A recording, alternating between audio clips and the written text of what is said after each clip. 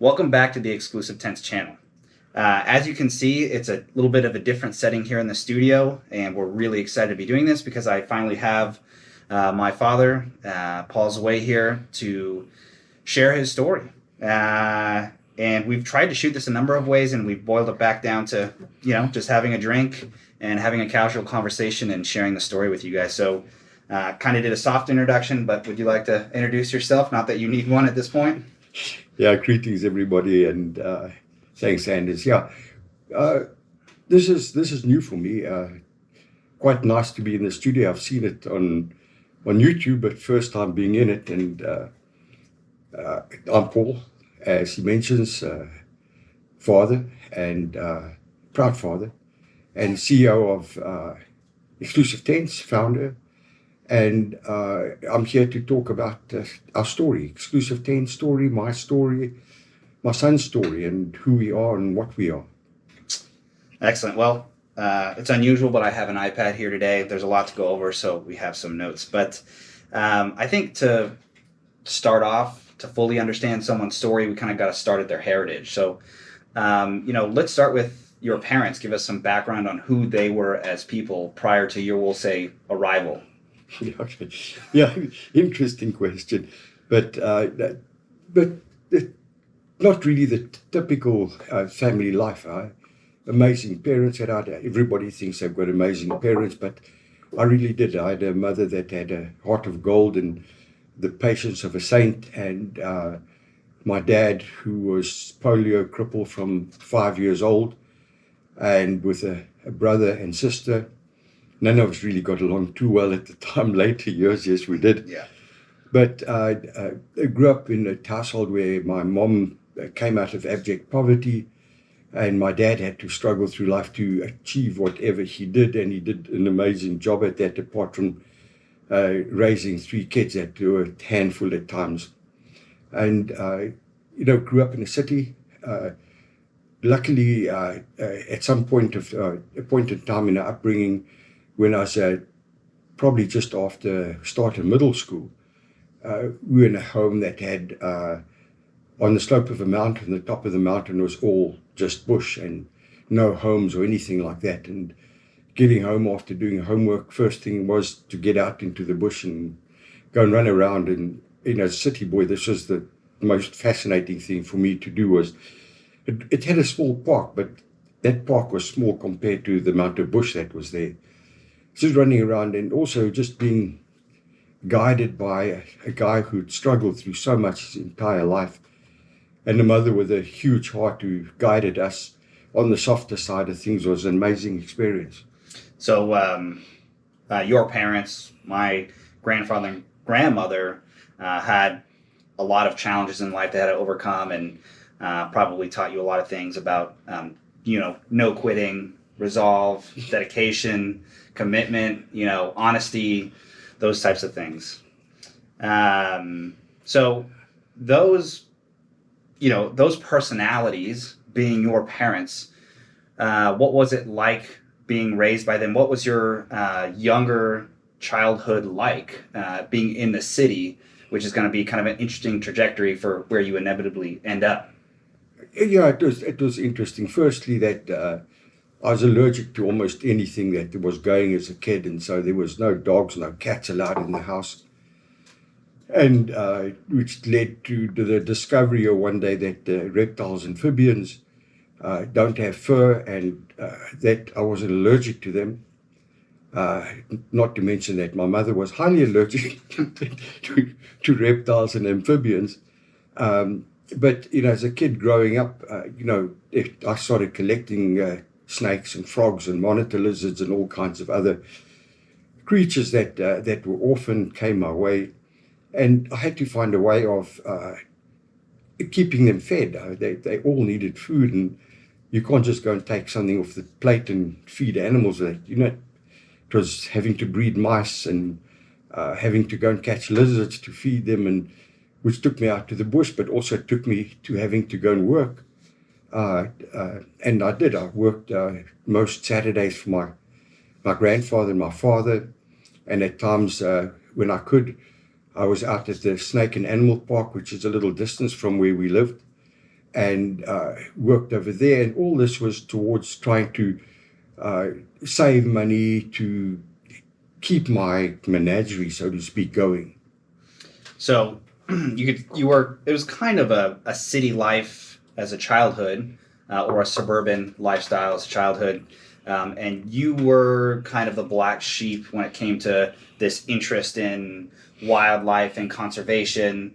And generally, your parents took it pretty well, you would say. Oh yeah, it was just understanding that my mother had never camped in her life. My father never camped in their lives, just because of my mom marrying my dad young, and when they were young, there was no such thing as time off to go and camp or anything like that. They were just too poor. Yeah. And so to them, my path was very foreign. It was something that my grandmother objected to very strongly, and she was the matriarch of our family. But strangely enough, my parents supported me in this passion that was developing at the time. Not that they were comfortable with it, neither of them were comfortable with it, but they knew that if they didn't let me do it, it was going to happen behind their backs, and that they didn't want to happen. I think when you say uncomfortable, people don't understand the full scope of what uncomfortable was. And I know you had an interesting bedroom set up. Yeah. So explain that for us. What was your bedroom like as a child, and what your parents kind of had to deal with? Yeah, that is interesting, because when my parents bought the house, it was, as I mentioned, on a slope, and there was a double garage under the house. And because of the steep steps, my dad couldn't use it, being crippled. And so they built a driveway around the side of the house, up all the way to the side of the house, that he could get in and out. And as things progressed with me and the animals, they decided I needed out of the house. And so they converted the garage into a bedroom for me. And the door that led between the house and my bedroom was locked. I had to go around to get in. There were times that my mom or my dad needed to come and do something, where they'd knock very fiercely before they opened the door and unlocked it. Yeah. Good warning to come in. And that turned out to be literally a menagerie, with all these aquariums full of snakes, with lights coming on and off. It was like a discotheque at night, lights coming on and off to regulate the temperature for all the reptiles. And then there were the animals that were running free in the room, the bat-eared fox, the jackal, spotted eagle owl, the hedgehogs, the little nahapis, the little night apes. Mm-hmm. And that were not, a lot of them were nocturnal. They only came out at night after I went to sleep. So that kind of gives a big, clear picture of what your parents had to deal with and what your bedroom looked like versus the kind of standard kid's bedroom in suburbia. Yeah, and then also my mother had to deal with quite a number of snakes that had died for various reasons, that I kept in the fridge or the freezer. The freezer mainly to save them later, that I could boil them up and reconstruct skeletons. And the fridge is where I used to take the snakes if I wanted to do photography. I put them in my pillowcase and put them in the fridge, and when they were cold enough, I took them out, and they were slow and sluggish, and I got to take photos of them. Yeah, boys having fun. So, in this kind of younger to, adolescent childhood, you were working for your grandfather and your father. And what was that like? Did they work you pretty hard?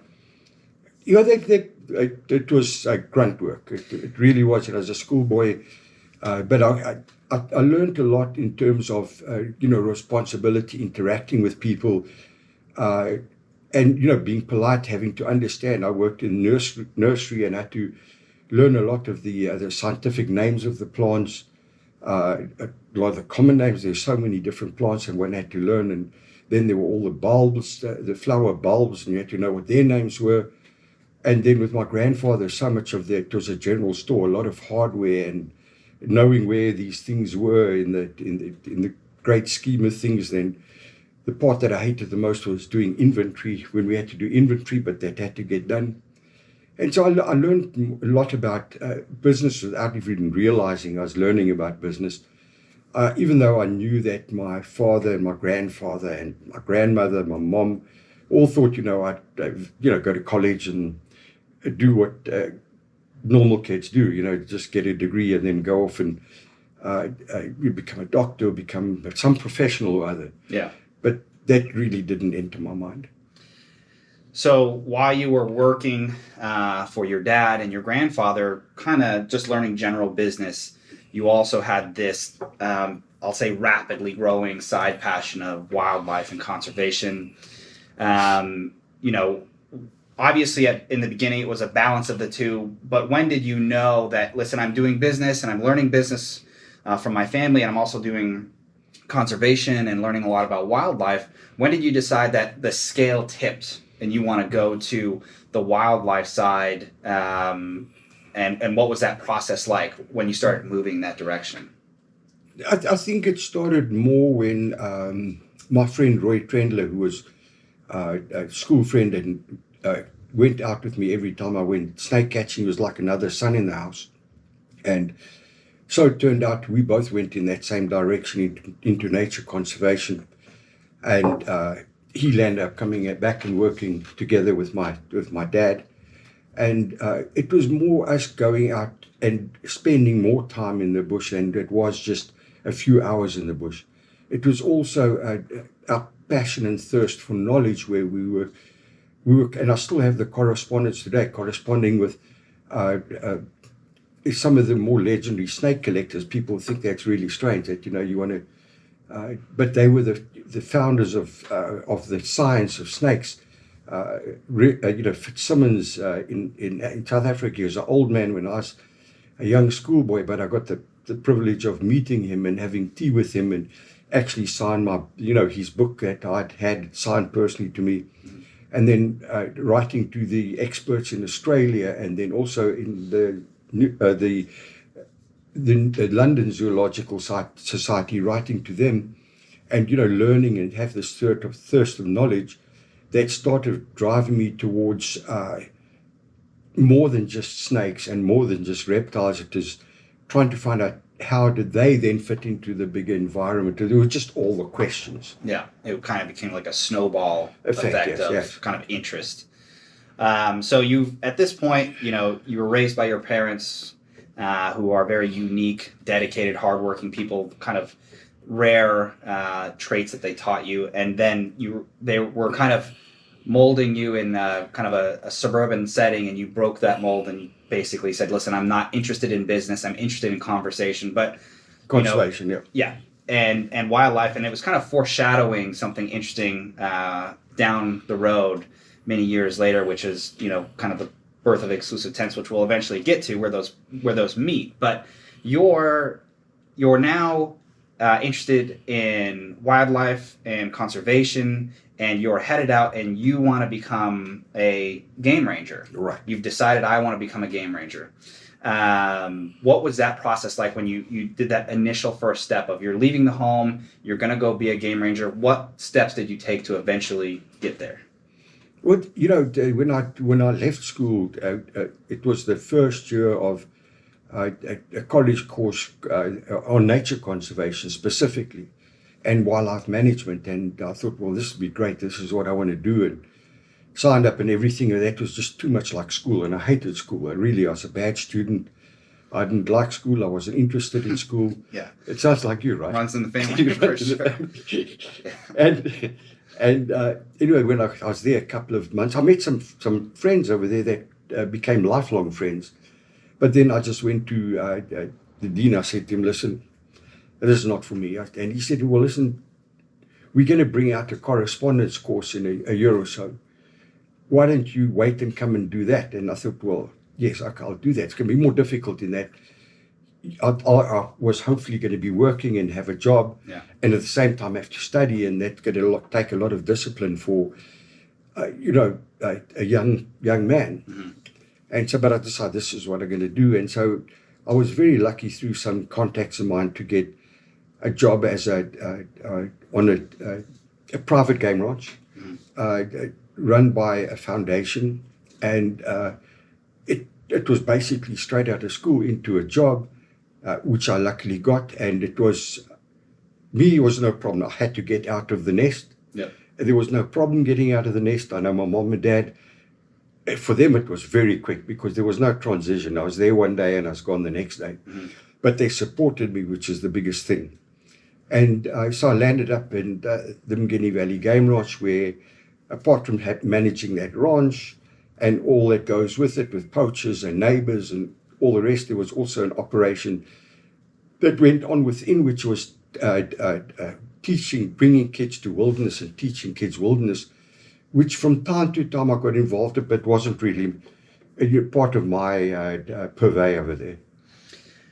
So I want to go and talk about the private game ranch you worked at, but before we get that, you mentioned college, and I wanted to circle back to that because, there is an interesting story I think everyone will love to hear, that you had to pay for college. You were very familiar with very poisonous snakes, and I think those two kind of converged, and you were selling snake venom to make anti-venom.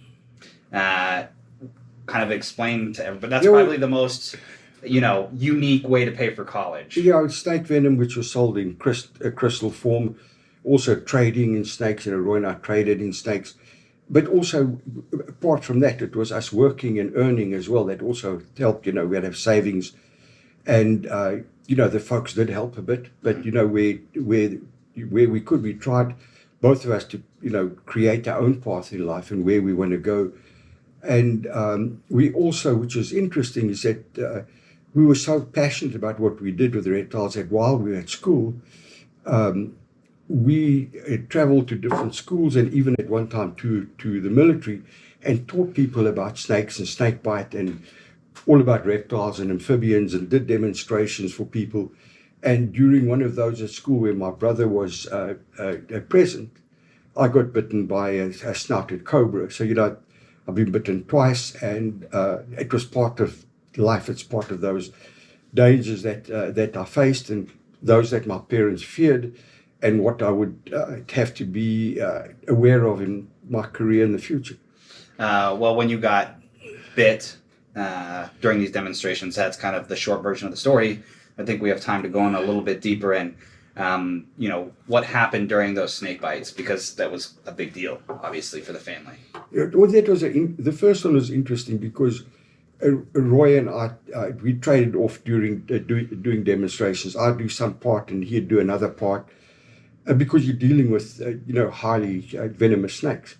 And then even though you normally wouldn't be using gloves, but in front of people you're using gloves, but you don't feel the muscles of the snake as much as you would if you didn't have gloves on. But we wore gloves to show people that it's dangerous. Yeah. And I was doing this demonstration, so my brother was there, Roy was there, and the snake curled itself around my shoulder, it pulled itself back and bit me on my finger through the glove. Roy saw it immediately. The teacher who was in charge of this class that gave us permission to do it hadn't noticed what happened, but Roy immediately knew. My brother didn't know, and so I finished off immediately what I was talking about without letting anybody know I was bitten. And Roy immediately came up on and I whispered to each other and said, I've been bitten. Got the teacher, and it was actually in a music room that it had happened. And there were two rooms at the back that were soundproof rooms. And I got the teacher and I took him, went into the soundproof room, I grabbed my snake kit and I said, well, you need to help me inject myself over here. Yeah. And he started passing. So you guys had anti-venom set aside? All the time, yes. Okay. All the time. Just part of the rules of my parents. Okay. We had to have it. And so he started flaking out on me, and so he came around and I said, listen, just get me to hospital. Whatever you do, get me to hospital. And so he took me to his vehicle, which is a tiny little Simca. I don't know what brand, but I remember it was called a Simca. And he put me into the passenger seat and ran off to the boarding house, the school boarding house. He was a teacher in the boarding house. Grabbed his keys. In the meantime, my brother had come out, wanted to know what's going on, where I'd gone.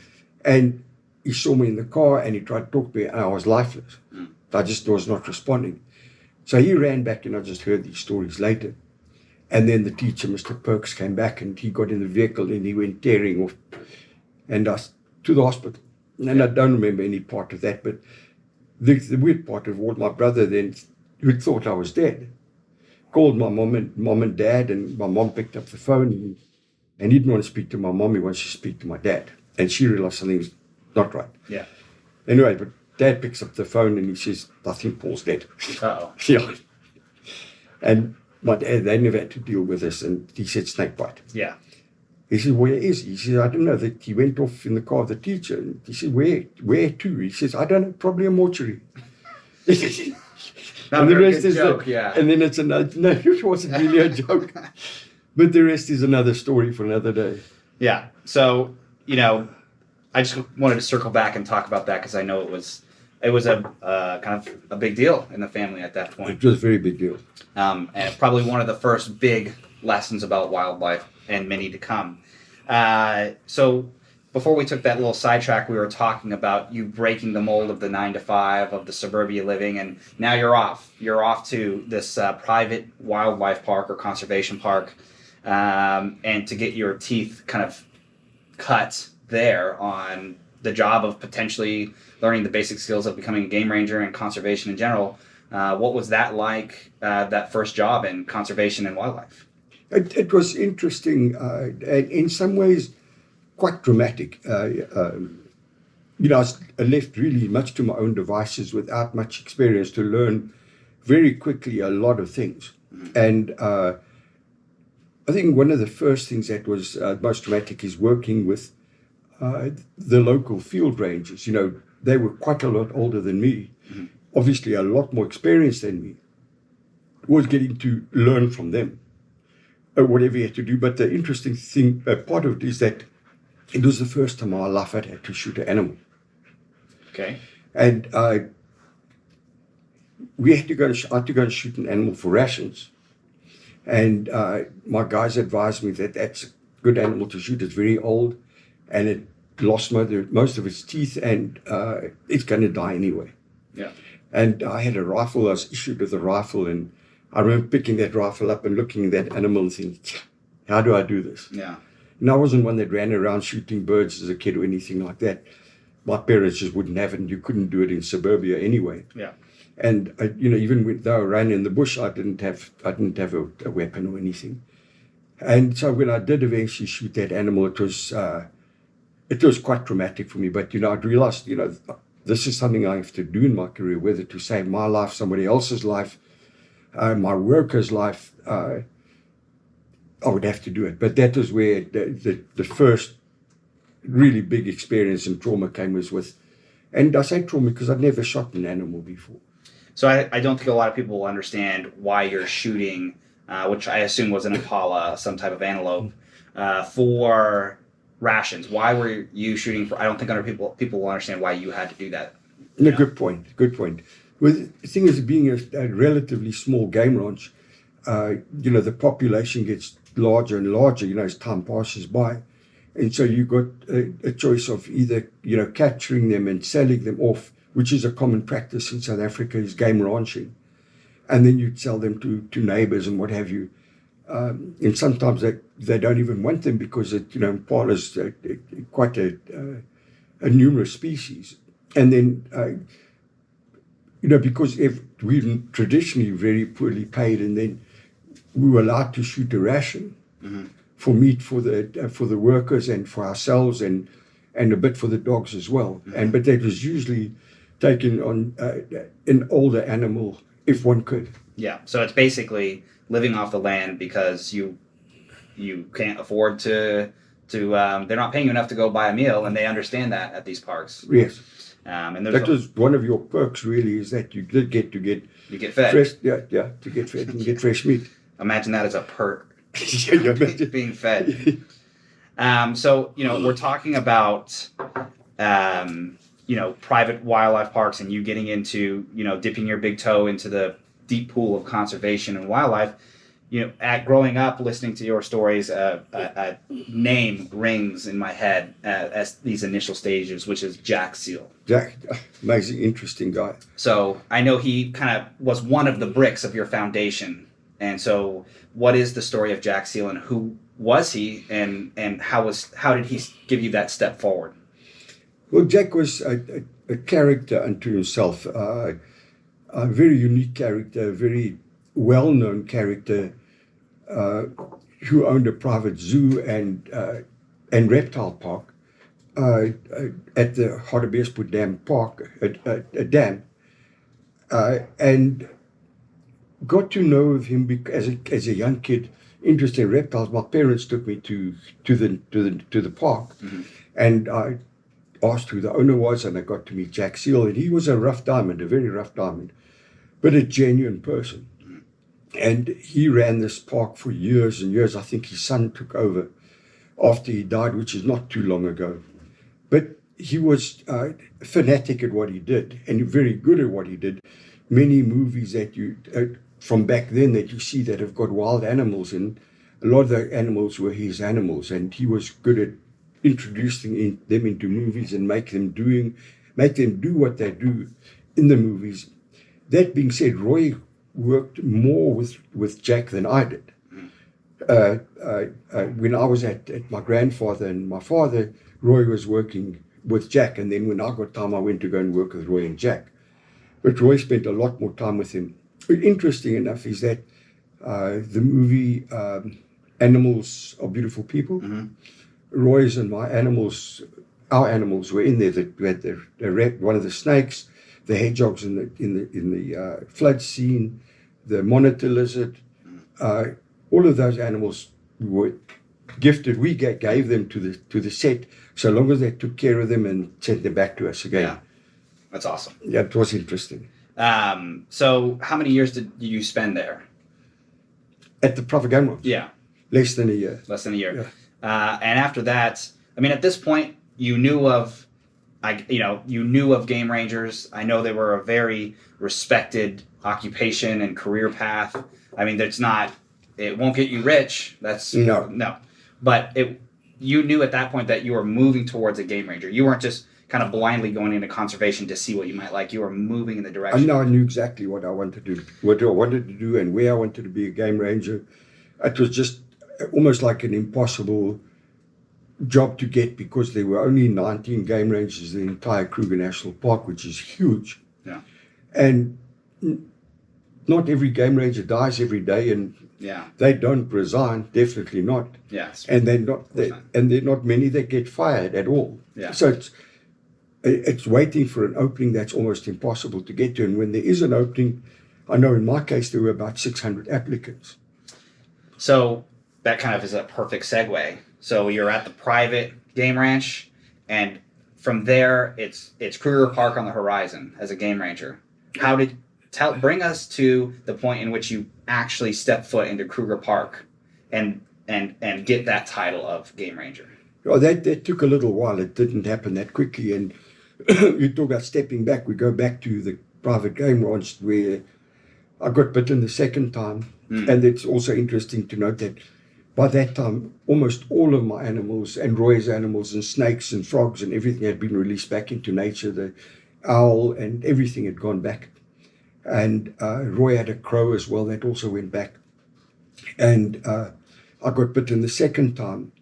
And we were involved in, without us really knowing, in some form of criminal activity where the treasurer of the company was stealing money, or was garnering money off my wages and my workers' wages. That led to me living in a house with no electricity, no gas, no telephone, because I couldn't afford it. Yeah. And then landing up in hospital with scurvy and malnutrition. And at the end of that, by the time my boss had learned about that and had offered me to compensate me and everything, I said I'd just gotten applied for a job as a veterinary assistant in the Kruger National Park, and there was no stopping me. I said, no matter what you offer me, I'm on my way. This is my first opportunity to get into the Kruger Park, not become a game ranger yet, but just to get there. Future's calling. The future's calling, and it's calling loud. Yeah. And he wrote a beautiful reference letter for me. Yeah. To start that journey. So it was, rather than give me the back money that was stolen from me, just give me a reference letter so I could get where I want to go. Exactly. Yeah. Well, there is a sense of value there for sure. So understanding it's a long story, getting there, bring us up into the point in which you are now at Kruger Park and you're now doing a veterinary assistant, and still with the game ranger on the horizon. Bring us to that point of the game ranger. What veterinary assistant was really, for a young guy, it was an amazing opportunity because we were in the bush for 3 weeks out of 4 weeks. Oh, excellent. One week we had to do lab work, but for 3 weeks we were out in the bush, and there were 4 of us, and we used to rotate. There was always somebody doing lab work for a week. Yeah. But I got to know the entire Kruger National Park, all the back roads, because we had the freedom to move anywhere we wanted to. And we didn't really need permission. We always went and out of courtesy introduced ourselves to the game rangers. And this allowed me to meet each and every game ranger. Yeah. And get to know them, but at the same time to get to know the national park. So that was a very unique and very lucky experience for me to learn some side of infectious diseases, because that's what we specialize in. And at the same time get to know a massive piece of the wilderness. Yeah. And then the caretakers of that wilderness. So is that more of a traditional, is there a traditional process to become a game ranger, or is it kind of those who get there and it's always on a unique path? I think everybody's got their own unique path. Mine was different in that once I joined veterinary and I was honest, I told them my objective is becoming a game ranger. In fact, when I told my best friend that at the time, who was already a game ranger, a new game ranger, he just laughed at me and said, "You'll never become a game ranger." Yeah. And well, this is on record. What was his name? Tom Hazel. There he is. Yeah. We'll talk about him, I'm He sure. was legendary character there ever was. But, I had long hair and looked at me and said, "You really think you're going to become a game? Not going to happen." Yeah. And anyway, but it was, my adventure was unique in that I was determined to become a game ranger. So the minute I got my job, I went straight over to nature conservation. I asked for application form. There was no jobs, but I filled in an application for a game ranger. But with no job opening. No opening. Here's an application. Yeah. Okay. So I filled it in. And every month I filled in an application. Okay. Until I decided that the application doesn't allow me to give enough information about who I am and what I am. Yeah.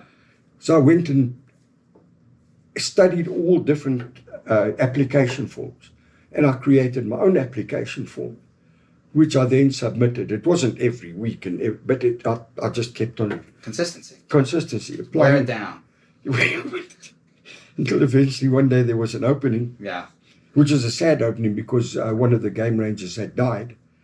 And if it wasn't for the Dr. Pina and Johan Kloppers, I wouldn't have got my job. But because there were others that were against employing, because I was one of the youngest game rangers ever employed. Mm-hmm.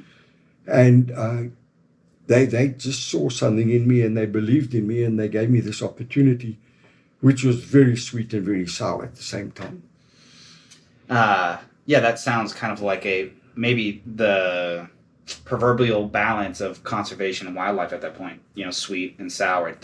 It's not just always this romantic vision that maybe a lot of people had. Yeah, but going a little further than that, it was sort of sour leaving, a group of people you'd worked with for a few years, and then now you're going into quite a lonely job. There we were 4 bachelors living together, having this great time, even though we were in the bush most of the time.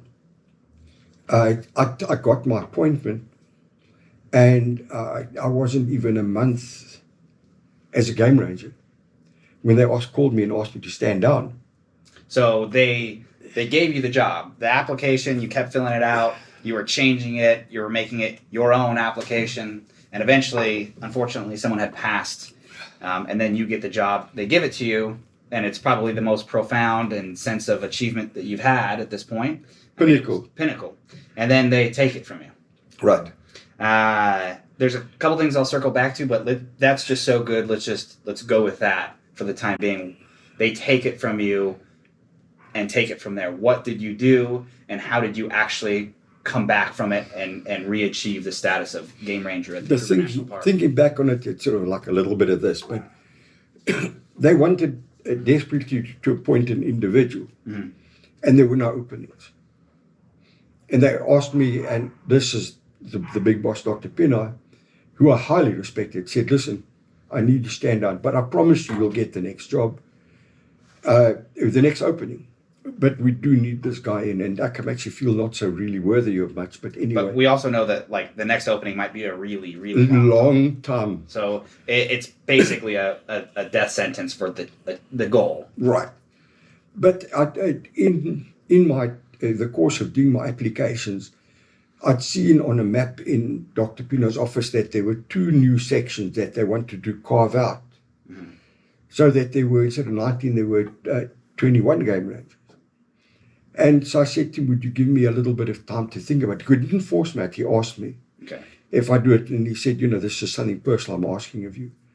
You're very respectful. And I said, can you give me just a few days? He said, no, that's no problem. Okay. And so with the knowledge that they wanted to open these other 2 sections, I didn't tell anybody. I never told my best friend Tom. I didn't tell anybody. I just packed up my Land Rover and I headed to the far north because I was down in the south where the head office was. And I went to a place called Shingumen, which is very close to the Mozambique border. And there's a thatched mud hut that was built around about 1935. And it was just used as a patrol hut from time to time in those days, but very derelict. And I sat there in the middle of nowhere wondering, what the heck can I do? Yeah. And a little bit of food, sat around the fire at night, had my dog with me. And somehow this whole idea exploded in my head. And by this time they were looking for me because nobody had contact with me. I'd just cut down the radio and everything. Yeah. And when this idea exploded in my head, I said, well, why not? I've got nothing to lose. So I got back in the vehicle again. I headed south again back to go and see Dr. Pino. And they were all upset with me that nobody knew where I was and what I was doing. But I said, I told you, give me a few days. Yeah, a few days is a few days. A few days. And I went to his office and all my notes I'd written down. I said to him, can you give me 30 minutes to explain to you what I'd like to do? Yeah. He said, go for it. And I explained it, but I could see he was angry. You had a temp on him as well. I could see he was angry because he wanted an answer. He needed to do what he needed to do. Yeah. And I said to him, this is what I want to do. I want to open this section. I live in this mud hut. There was nothing there. I said, but this ranger here, this ranger here, and this ranger here, each give me 1 or 2 guys of their workers. So there's no extra money. My office will be a tent. My storeroom will be a tent. I live in this little mud hut. And there were a couple of other small mud huts that my workers field rangers could live in. And the more I explained to him what I wanted to do, and that it wasn't going to cost them anything, other than my wage, I could see the smile coming up in his face, and I knew I was winning. And then I just pressed on with my ideas. I said, every ranger around me, give me 1 shovel, give me 1 pick, give me 1 fork. Yeah. I can make it work. I said, but there are vehicles in the workshop that stand there that people share and use. Give me 1 of those. Yeah. And he went for it. He really went through it. And so that's how I restarted my career, was on the Mozambique border. Yeah. So isolated, but it was amazing. So the fastest implosion to most incredible salvage and rebuild of a career in this most dense amount of time. I think probably the only one in Kruger Park's history as far as game range is concerned. And how did you find the colleagues there that you were asking for the 1 fork and the 1 shovel and maybe the 1 vehicle, the 1 laborer or worker? Was everyone kind of rallying behind you? Like, yep, absolutely. I mean, everyone obviously had a lot of work to do, which we'll get into later. I think everyone probably looked at it as a good thing. Some did, some didn't. Some looked at me as an intruder, and others gave me the full support. But by and large, they were all behind me. It's kind of an interesting thing. I mean, I can't really imagine what it would be like to, this constant obstructions in the way and having it, and the most painful, pullback of the rug pull. Right. But then again, everything in my life, and I think in your lives, goes back to my father. He struggled. He applied for a job in an electronics shop. And they put him in the dock to load those big old washing machines. Yeah. As a cripple. And he'd figure a way how to do it. Yeah. And it's like you have to figure your way forward, and you can't go backwards. But yes, it was tough to get the dream job that you've always aspired to and have it whipped out from under your feet. Yeah. And then finding a way to be creative enough to get it back again. And I got it back better because I got into such a remote place. Yeah.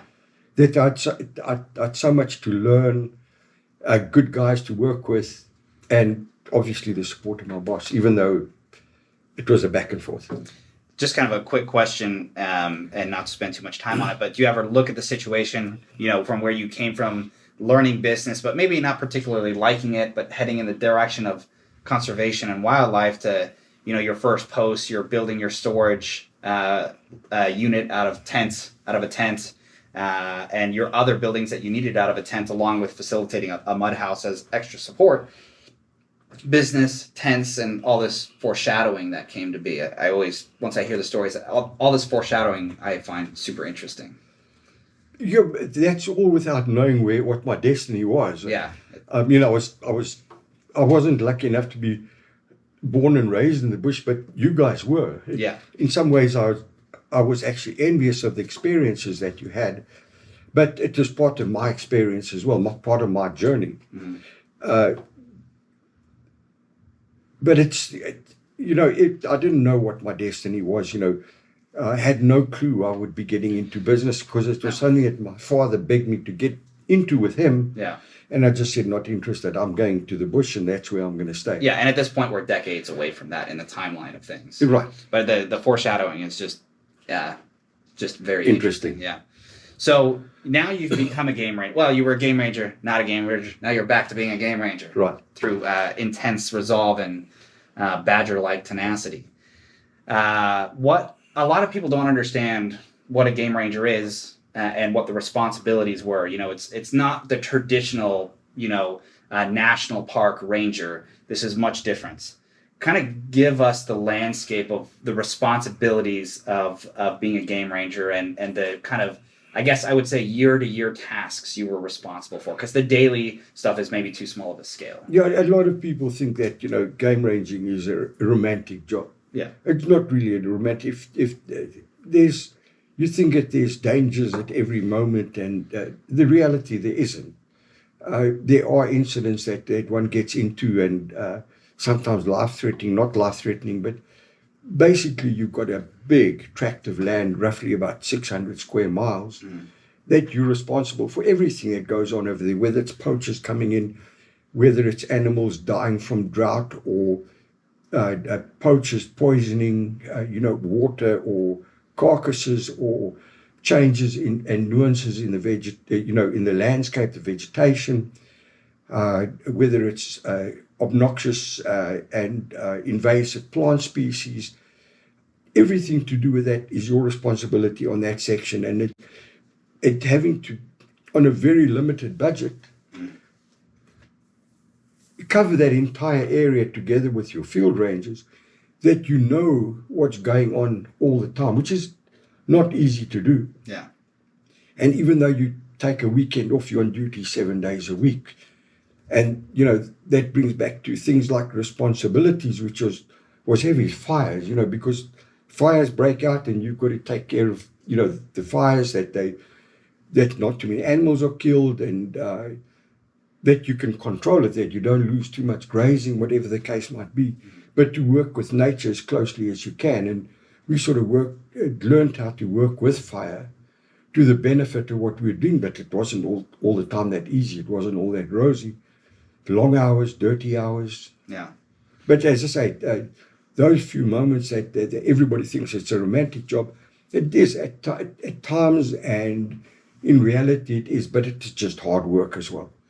I think you need to describe what size of land were you responsible for? Because I know it was vast. So about 600 square miles. 600 square miles. Yeah, about 1,000 square kilometers, something in that region. It's a massive area. It's a massive area. And so, it would take probably multiple weeks to patrol, in sections, all of that. Constantly. And then also, I was, of 17 years, I was mostly an outpost.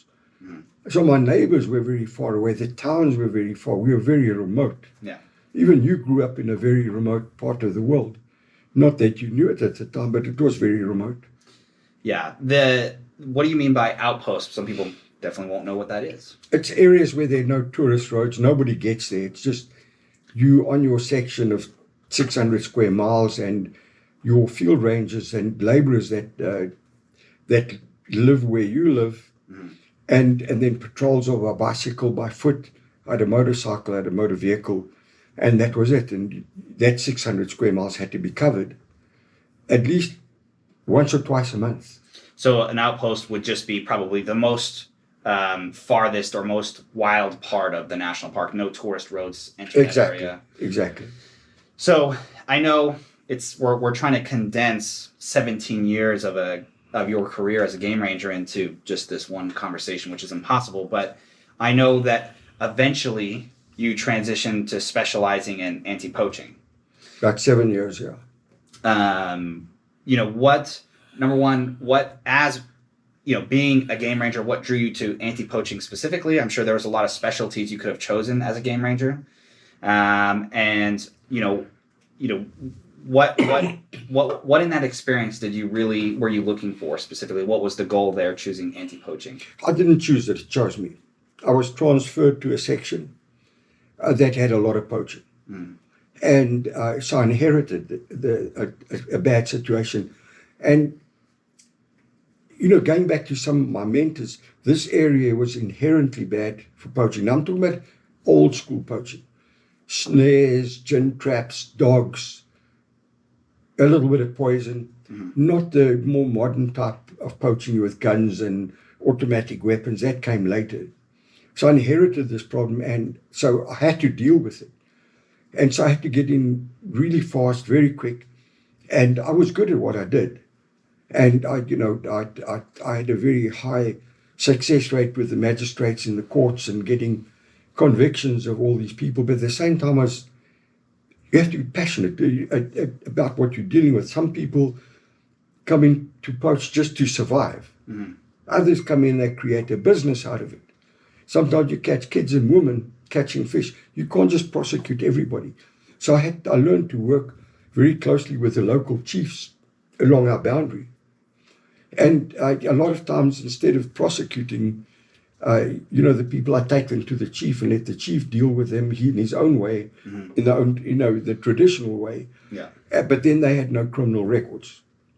Others I took to court, yes. That's kind of a good segue. Let's take a quick break because both of our glasses are empty. Very important. Okay. All right.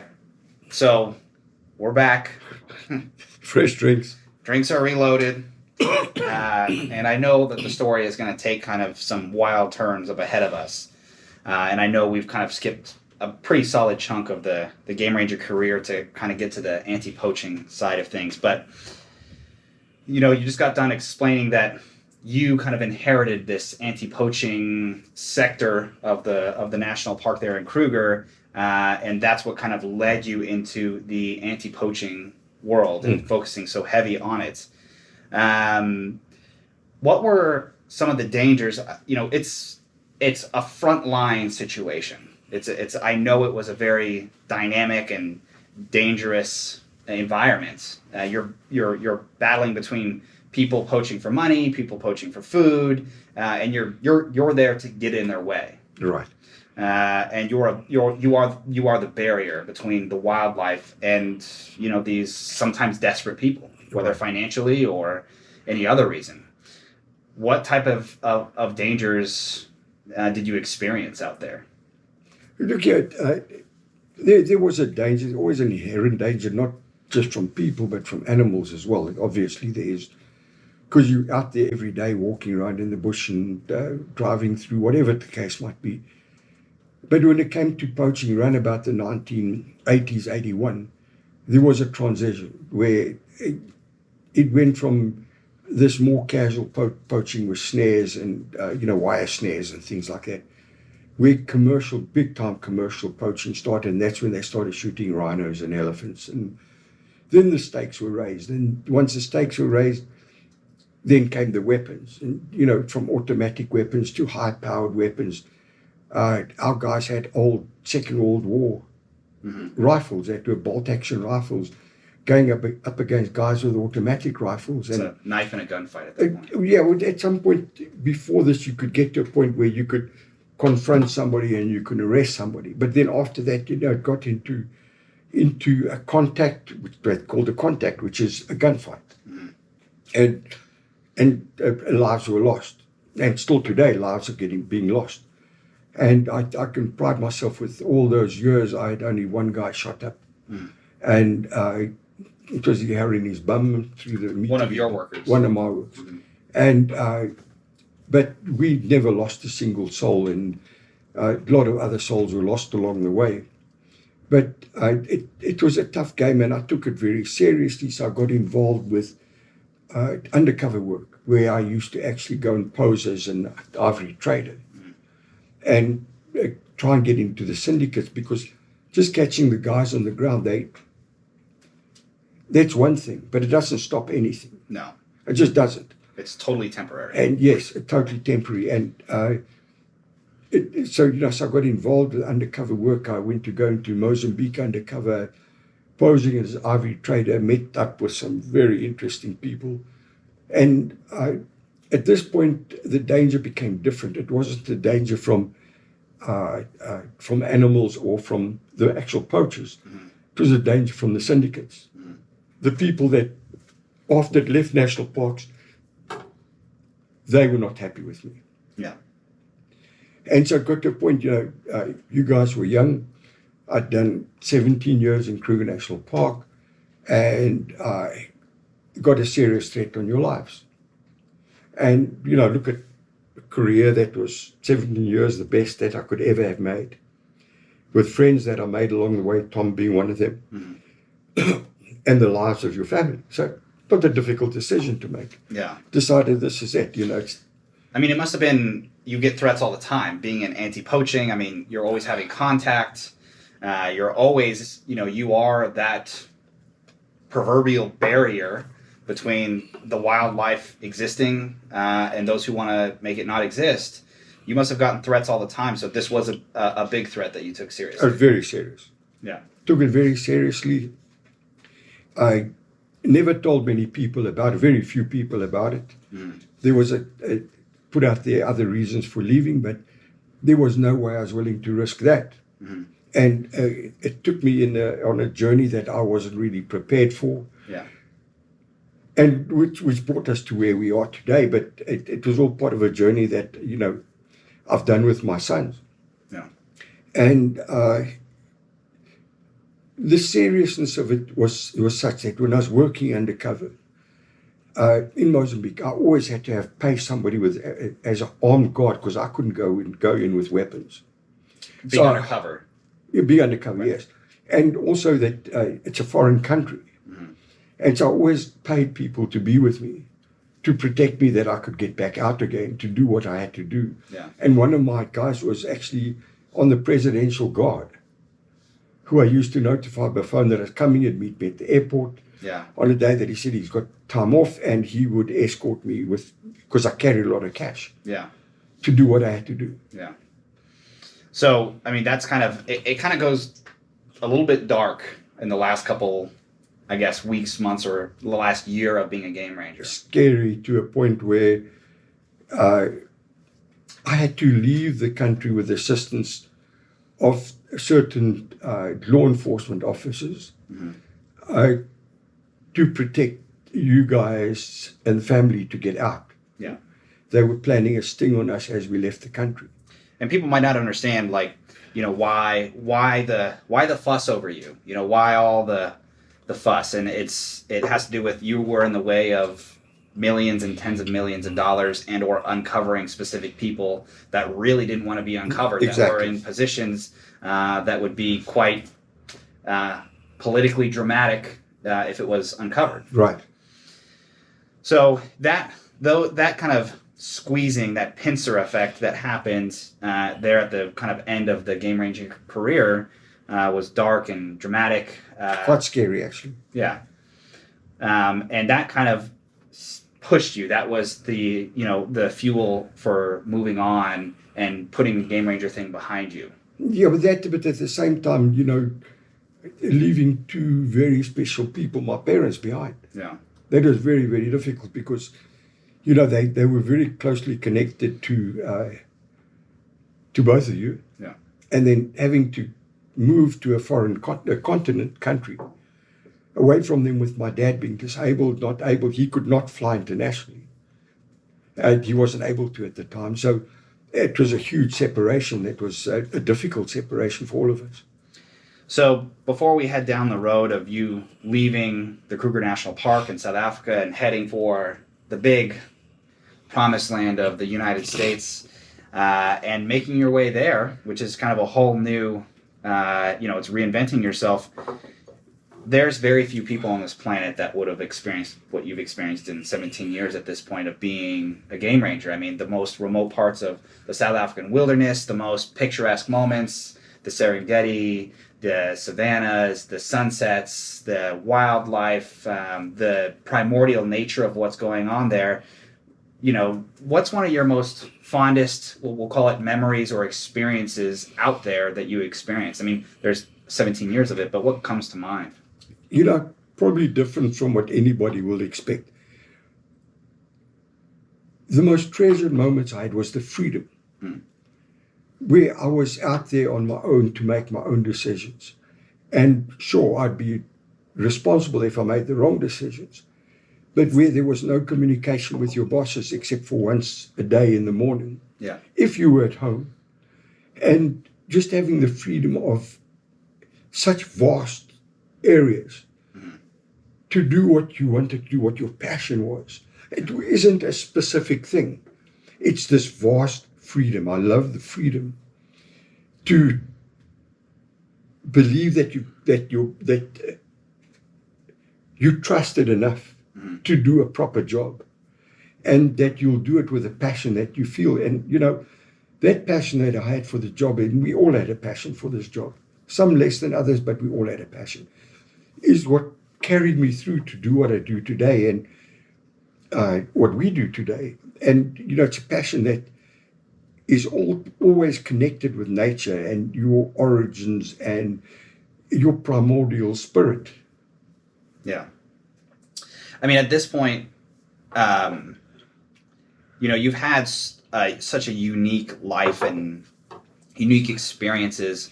I'll ask you a cold question, which you're not expecting to answer, which is, what if you had to think about it for a moment, what was the thing that you learned the most being in the raw primordial bush of South Africa and the wilderness there? What did you leave such a unique place with? What unique perspective did it give you, if you could think of one?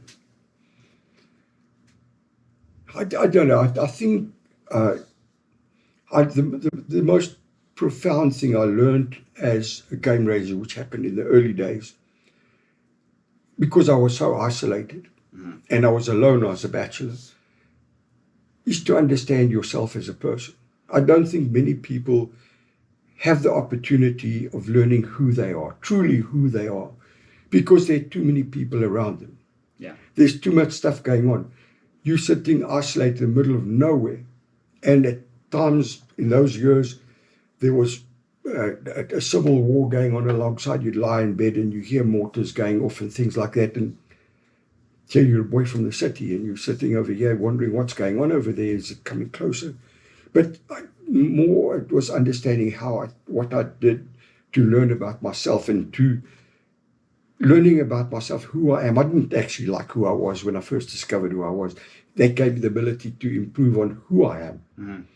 And I think led me to becoming, a good father, which, I'm passionate about. And then also not so much a good leader in the business, but a good, I don't know what the word would be, somebody that could work together with somebody to create something as a group and just not as an individual. I think that's the definition of good leader. I would. I've never heard it before. Yeah.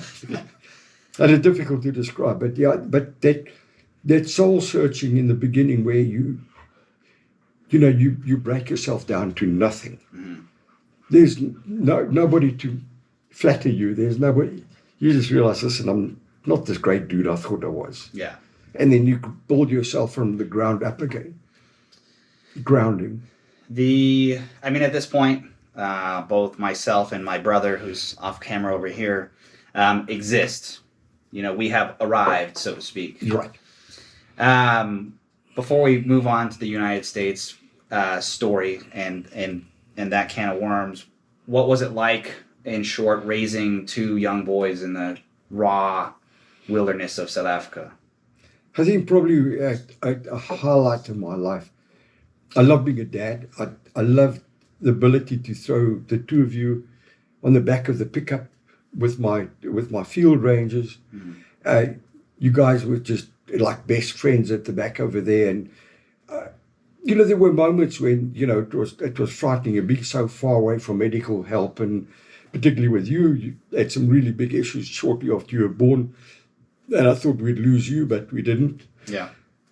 But the biggest thing for me was being part of the privilege of seeing you grow up in wilderness, which I couldn't do. Yeah. That was my highlight, is to know that I had been gifted the ability and the opportunity to raise you guys your most formative years in wilderness and remote wilderness. Yeah, it's something that I kind of forget too. Is you left suburbia from a city-based family, and you went through, we'll call it the grinder of becoming a game ranger and being a game ranger, and came out the other side a hardened anti-poaching wildlife expert, conservation expert, very unique individual. Came out very hardened at the end of it, and it's always interesting to hear. Even though I've heard it, it's not like you were raised there like we were. You Right. You assimilated into it eventually, Right. And that's just kind of interesting. So now you made the decision where the stuff has gotten way too dangerous. Things have gotten borderline clearly out of hand as far as threats and all that stuff, which means that you were doing a great job in anti-poaching. True. That's the point. And if people don't get there, that's the goal, right? You have to be that good. But now we're headed off to the United States, and I want to ask this question: what was the plan? Plan was really simple. I wanted to get to the Southwest. I always dreamed of being a cowboy or gunslinger, quite honestly. In the Southwest, in the desert. Yeah. I watched all the cowboy. My dad was a great reader of Southwest, the old Western novels. He read them all, and I read a lot of them myself. Yeah. And I could relate to those old gunslingers of the day. But my idea was to come to the Southwest and, try and get a job in nature conservation. Yeah. And on the way over, after we left, I stopped in Amsterdam, and I left you and your mom in a hotel, and the boys, both of you boys, in a hotel.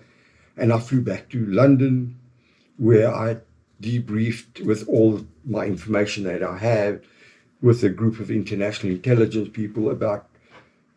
I just gave them all the information out because I'm out of there now. Yeah. Here's all the information. Do with it what you will. What you will. And then went straight back to Amsterdam, to Schiphol, picked you guys up, got on a plane, and we headed to the USA.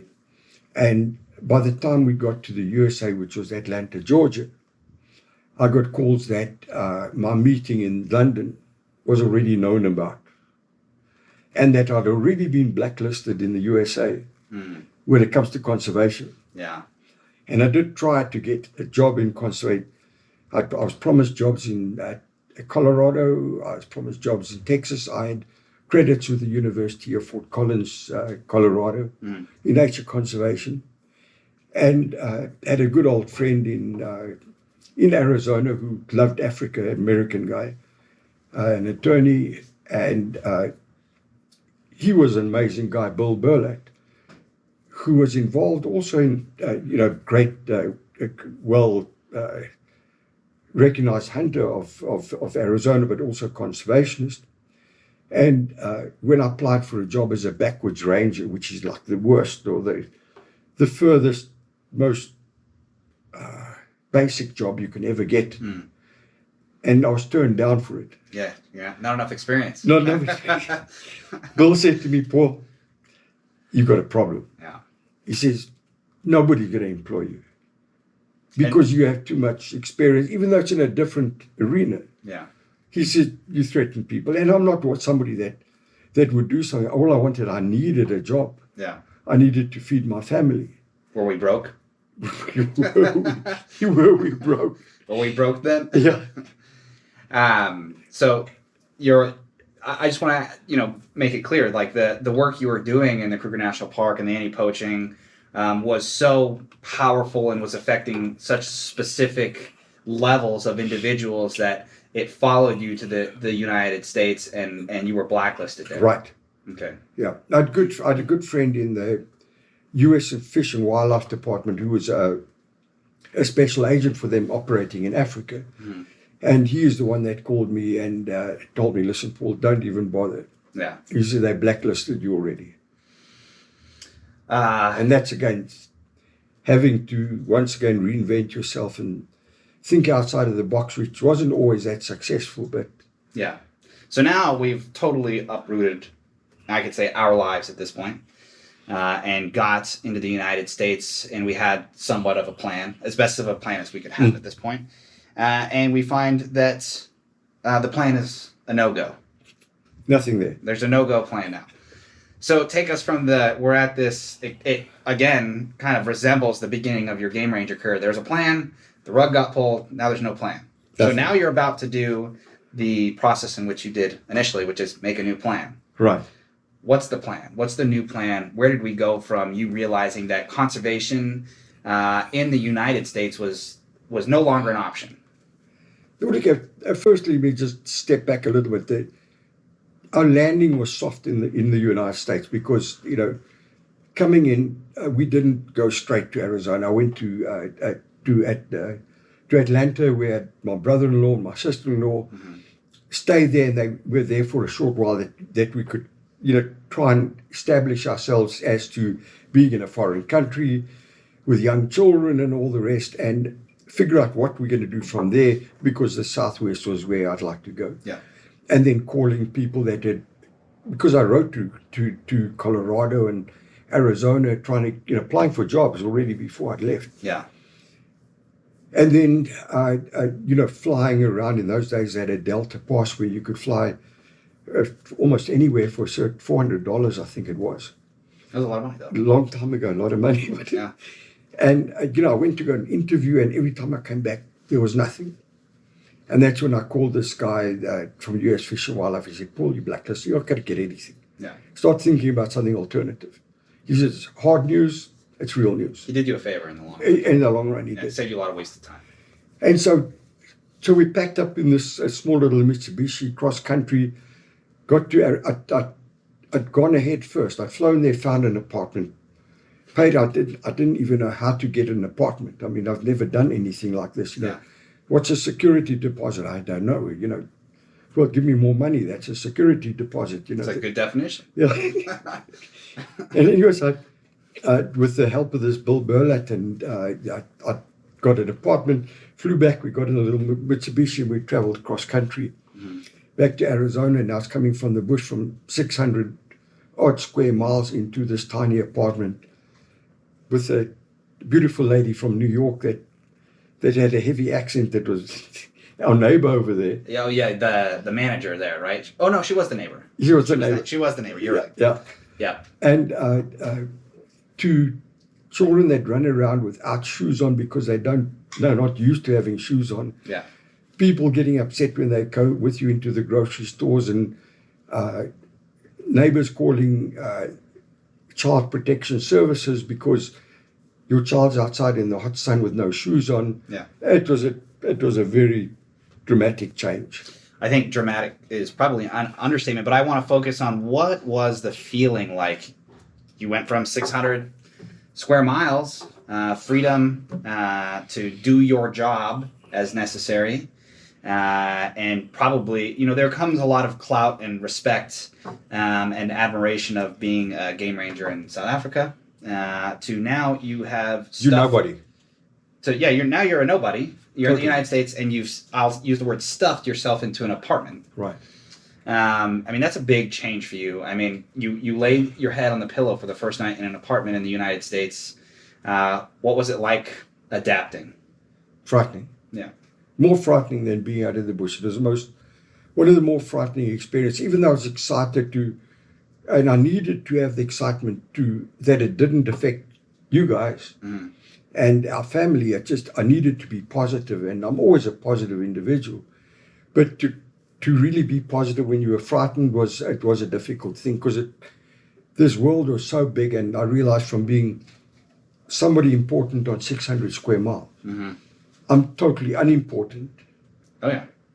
In a tiny apartment that nobody even knows about me. Yeah. And will never know about me. Yeah, and even if you told them, they'd be like, "I'm busy." Yeah, exactly. Yeah. Take it somewhere else. Yeah, I'm not interested.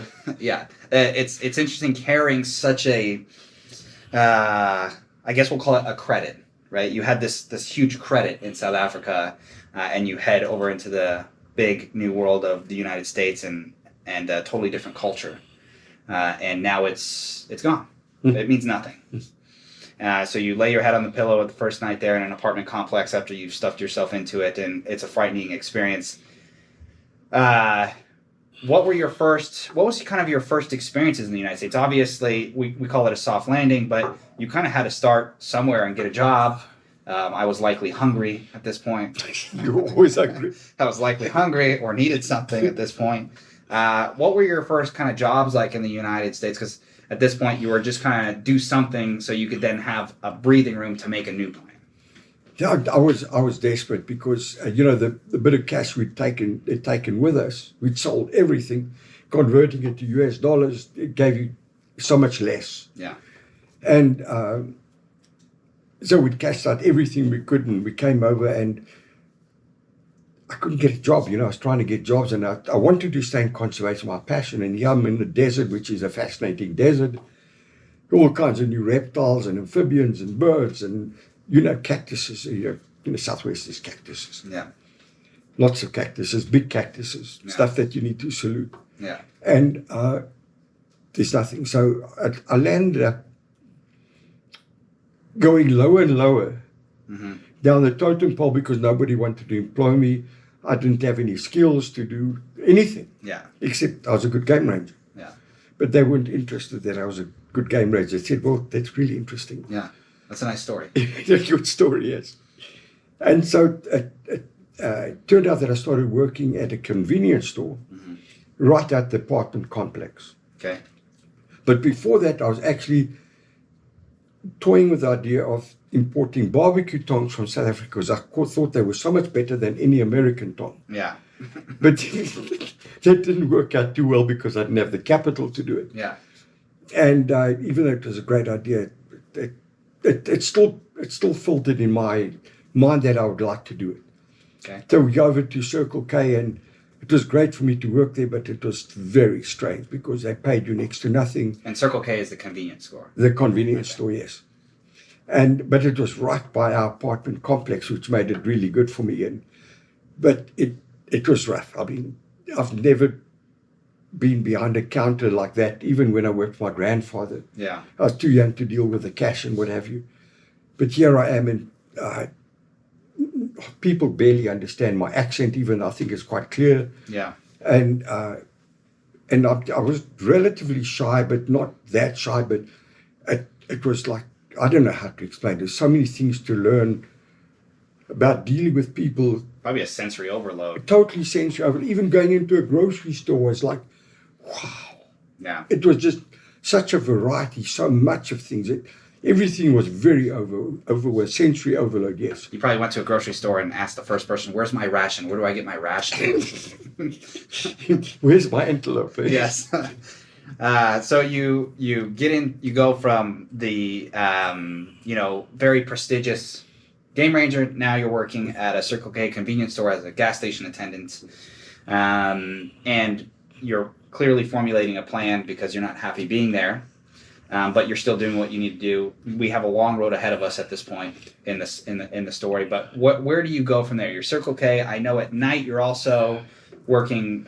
You're driving a cab as well. Yes, I'm driving, but I'm grateful for the job. You know, I felt sorry for some of my colleagues, but I'm grateful for the job. You know, just the money, and I'm grateful that I'm close to you guys because you were in and out of the convenience store getting hot dogs and things like that. But yes, I started driving yellow cab, but that was incredibly challenging because Tucson, Arizona, it's a big sprawled out city, and I don't know any of the street names whatsoever. Yeah. And then you go and you pay, you lease your vehicle for the night, and you're paying X amount of money. You get a vehicle that's empty, and so you don't want to put too much fuel in, and so many a time, by the time you've got to pick up a fare, somebody else has, because they know the town better than you.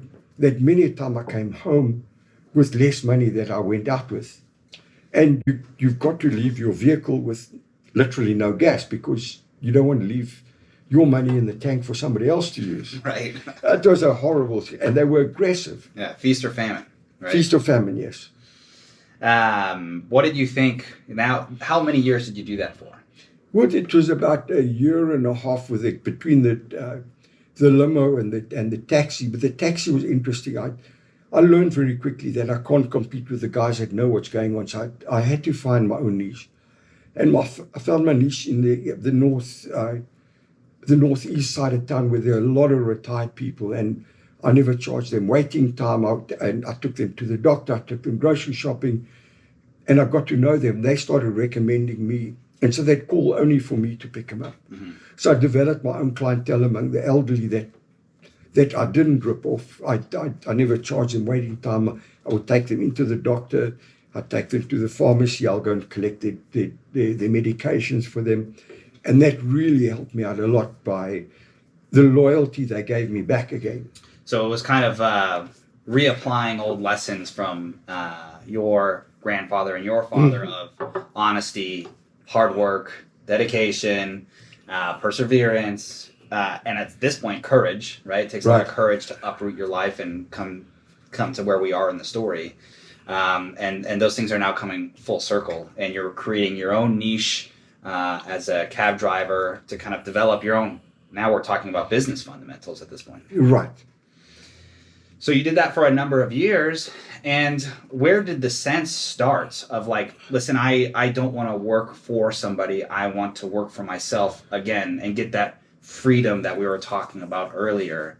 When did that start? I know, so that probably goes to what did you do after Circle K and Yellow Cab, and when did this sense of entrepreneurship start? It actually started during the Yellow Cab because I mentioned the barbecue tongs, and then while I was doing it, got a little bit of income, so I managed to now start importing this and trying to sell barbecue tongs to guests, my fare in the cab. And yeah, hey, I'm taking you to your doctor's appointment. You interested in these barbecue tongs? Yeah, exactly. Yeah, exactly. And so it's quite funny. And here and there, going to various shops in town and stores in town that were kitchen supplies or gourmet stores, and I started selling them. You guys were helping me label stuff, and then we also brought some different spices from South Africa, and I started this import business, and that came to a grinding halt when. All right, sorry about that. That camera's the quitter. That one quit on us, and this one's almost running out of space. So anyway, here we are where you're working at Circle K as a gas station attendant. You're driving Yellow Cab and selling tongs, barbecue tongs, to them out of the front seats. And one thing leads to the next, and you realize that we're not making ends meet. We're not making enough money, and a big change needs to happen. That's right. So bring us up into the point in which, now this is kind of a big bite off the bone, but bring us to the point in which you decide that, and you dive into your, the beginning of your entrepreneurial spirit. And what was the next phase? So the next phase is I needed more income. There's no way that we were going to survive, and this recurred a few times until we really found our feet. But I'd read that there was an advertisement from an outdoor company that wanted to diversify. I didn't know who they were. I didn't know anything. What does diversify mean? They were mainly guns and ammunition. Okay. And they wanted to diversify into outdoors. I thought, well, I'm a prime candidate for that. Yeah. Not that I had all that experience in it, but, well, it's worth a shot. Anything's worth a shot. Mm-hmm. So I went in. I didn't have an appointment. I went to this address, which is right on the opposite side of town. And I said, I've come in for an interview. And they said, well, have you scheduled an interview? I said, no, I haven't, but I've come for an interview. And I said, by that time I'd heard who the owner was. And it's the Kruger Park application all over again. Submit the application for the job that doesn't exist. Yeah, well, yes. And then, so this lady wasn't helping me very much. And I saw there was an office over there that had to have been the boss's office. So I just got up and I knocked on the door. The door was ajar, and I looked around the corner, and there was this relatively young guy, younger than me, sitting behind his desk, excuse me. And I said, well, you Mr. Jensen? He said, yes. He said, how can I help you? I said, I've come to apply for a job. You want to diversify? I'm here to help you diversify. And he said, really? I said, yes, really. Yeah, and I think he was just intrigued that somebody just had this kind of audacity. He said, sit down.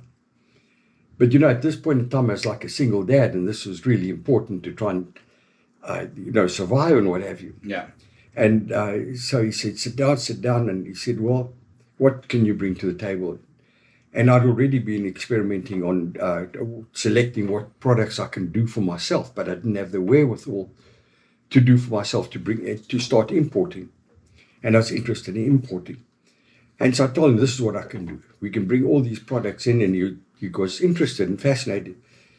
He said, well, how much do you need to, what's your salary looking for? And I just thought of the lowest salary I can, just so that we could survive. I didn't think of shooting high and coming low. And he said, okay, that's reasonable. And I thought to myself, maybe I should have asked a little more. That's about to say, that's not the standard negotiation process. But that was too late, but I was very grateful because I didn't have the job yet or anything. He said, well, what would you require to start the job? I said, do you have a telephone card? Those days, telephone cards. He said, yes. I said, well, you give me the telephone card. I'll start working for you immediately. And he said, what's the card? I said, I need to call people in South Africa that we're going to go and start importing their products over here. And I don't know why, but he believed me, and he gave me that job. He was, to this day, Michael Jensen was quite a savior in all of our lives, quite honestly. And so that sort of led me into working for him for a while until their family had a dispute. And so here I was helping them develop their business. Then the family got in a dispute. We just moved into a house that we purchased ourselves, and never had a mortgage before, got a mortgage. And shortly after that, Mike called me one night and said, listen, I'm getting out of the business. I can guarantee you my dad's going to fire you. Okay. And so panic stations all over again. Yeah. And so I did what maybe some people would say unconventional, but he was trying to sell off all the stock that we'd brought in. And so I found a third party. And I said, buyers, I didn't have that much money, but buy it at the lowest price possible. Bought all this product at the lowest price possible. From the company that was going to fire you? It's going to fire me, yes. Okay. And so I started a company called Action Africa. By that time, Zane was already starting to work for me at after school. He was helping me. He used to help start that one, and you weren't there yet. You were still a bit young. So I started that company importing the barbecue tongs again, some sandals, outdoor sandals, and mainly cast iron cookware. That was our specialty. And without getting into too long a story, we started that business. The business did pretty well. And I don't know really what the transition was, what made me do I know what made me do the change is that I wasn't getting the support from the supply in South Africa on the cast iron, which was our bread and butter. And so I went to China to go get it made. And China's another story for another day, but that basically helped bring my business down. Yeah. And at that stage, as that was happening, both you and your brother had brought a boy home from school who needed a place to stay. And so it happened that he grew up for the rest of his school years amongst you guys and the business. And the business was going down. Right. So it's kind of a reoccurring theme. You know, you get the job with the Jensen family. You walk in and you apply for the job that doesn't exist. You get the job that doesn't exist, and then you get the rug pull again. Another rug pull in life. And then you decide this is kind of the breaking point. This is the catalyst for the deep entrepreneurial launch into your own company, right? You're working for somebody else, the Circle K, the cab, the Jensen family, and now you're like, well, now I got to pull my socks up, and if I can't do what I need to by working with somebody else, I need to work for myself. And you launch and you buy your supply that you imported for the Jensen family. You then buy it off them for the cheap to then start your own company to sell those very products. Yeah. And yeah, at that point, I wasn't quite involved with the company then. But Zane comes into the fold. Give us a brief history of what was it like starting your first company, Action Africa? Kind of scary. We started with literally no money, and I took some credit card to go and do what I needed to do, and then did the most incredible guerrilla marketing, and it wasn't internet in those days. In fact, we had a website. Action Africa had a website before some of the more famous companies like Walmart and all these. Before they had a website, we had a website. So we were early on into that game. Not that it helped us much because there weren't too many people there, but we were there already. And so we started the business and started the importation of product. It was just, we were just a handful of people trying to do a job that was very heavy labor because it was all cast iron, and it was a difficult job to do, and it was a messy job to do.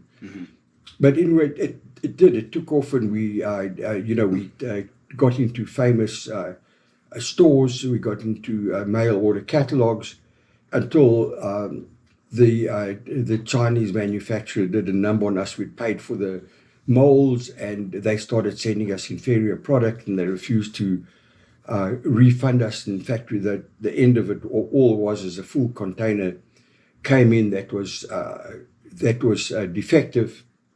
They refused to return it or replace it, and that was basically the end of those days. But at the same time, there was a elder gentleman from South Africa that was manufacturing tents, and we'd been communicating, and he was coming over to come visit some family, asked if he can stop by and come and see us. And so he came and spent a week with us at our home, and he tried to convince me, listen, you need to start selling tents. They're quite expensive. We used to selling, bread and butter items that, bring constant income.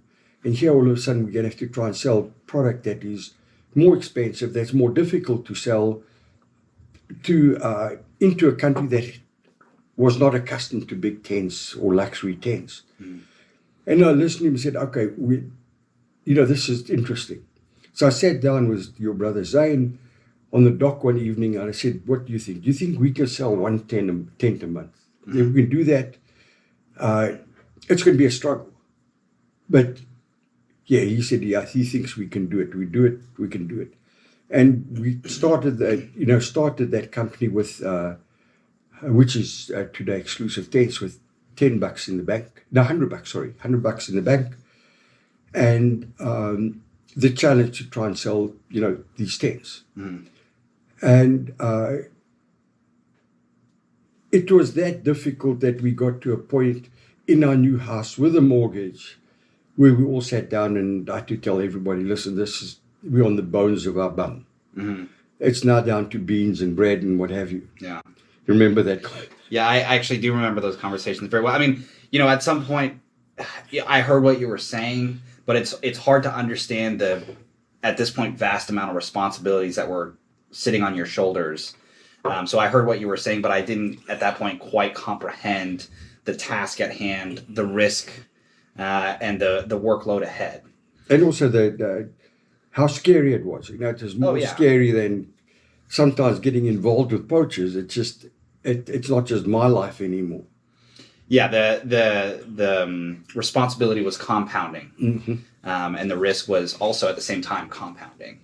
So it was kind of a very unnerving chemistry taking place. You mentioned, Zane started working in Africa with you originally, and you guys kind of formulated this plan on the dock in which you used to receive containers of supply from. So you're sitting here basically at the dead end, where the road ends. Yeah. And envisioning and imagining a new path forward, and this tent concept emerges, and the company is born at this point. Right.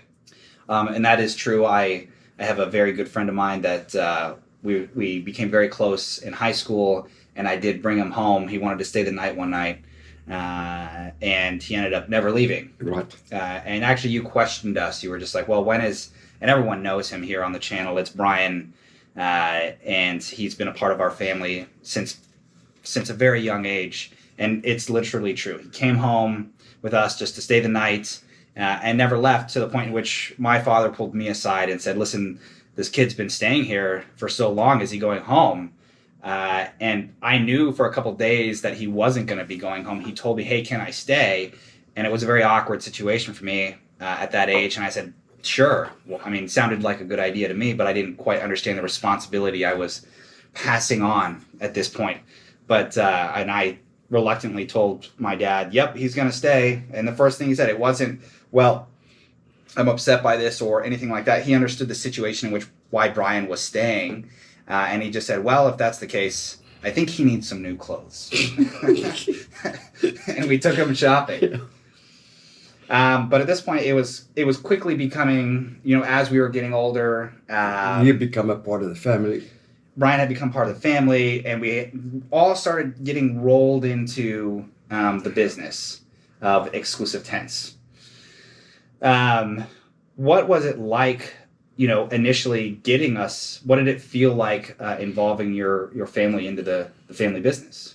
Yeah, I loved it. For me, it was a way forward. I trusted my family. I trusted their passion. I already had a long track record with history. You were the only one I didn't know whether you'd come in or not. Yeah. I thought you were going to become some litigator or something because you're so used to love arguing. So I didn't. When you did come and join the fold, it was like really a good experience for me because, as I say, we had our little rocky times and what have you, and so it was nice. And when Brian came, was there, he just merged in with the rest, and we became this family business where everything was a passion about how do we make it work, what do we do to make it work, and in a very new marketplace from where we were. The whole marketplace was different. Mm-hmm. It wasn't where you sell cast iron cookware. It's a different marketplace. And this comes to the word glamping, which didn't exist at the time. And here we're trying to, we're in America trying to teach Americans you need to put these things up. It's better than a little tent on the ground, but nobody wanted to spend that kind of money. So it was a really difficult challenge. Yeah, I think at that point you were so far ahead in glamping. I mean, it wasn't even a term then. Glamping was not even It was nothing at that point. There was no such we thing. We weren't trying to sell tents for the point of accommodations at that point. We were basically selling tents for the point of interest. People were just, that's an interesting concept. I'll buy one and see what I can do with it. At that point, it was so in its infancy stage. And then in regards to us, it's not my fault that you raised me to be tough and say what I think. Yeah. So any rocky road that came from that's your fault. Okay, take it. We can start an argument right now. No, so Exclusive Tents was born. We all started rolling into it. And we've spent many hours here talking about Exclusive Tents and what it means to us and what our product is and, somewhat of our heritage. Clearly, this is probably the deepest dive of heritage possible on who you are as a founder, CEO, owner, father for Exclusive Tents. I don't really want to, jump into talking about our product in this video, but I kind of want to ask you a philosophical question to kind of end off this video, which is, what is Exclusive Tents to you today beyond our product? I think Exclusive Tents culminates in some ways my entire life. From the love of bush, the love of wildlife, nature conservation, getting into this whole sphere of hospitality, which we're not a part of. We're part of that marketplace, but we're not part of hospitality, where we get to a point where we have the ability to bring people together with nature, where they can reconnect with their environment and, with their creator for that matter, where there is a connection and a sense of peace and a sense of solitude. Mm-hmm. Not loneliness, solitude. Big difference. And, that's what we have that ability to affect and change people in some ways that we never know after they get our product. Yeah. But it makes me feel like we're accomplishing something in this world where there's such a disconnect with nature. We're helping reconnect with nature, if that makes any sense. Yeah, it makes total sense. Actually, as you were saying that, I was thinking about something you said earlier in this whole interview, which is sometimes you go to quiet places to find yourself. And I think that maybe we create a space sometimes for people to find themselves. Right. In our tents, in nature. You found yourself there. I know I found myself there.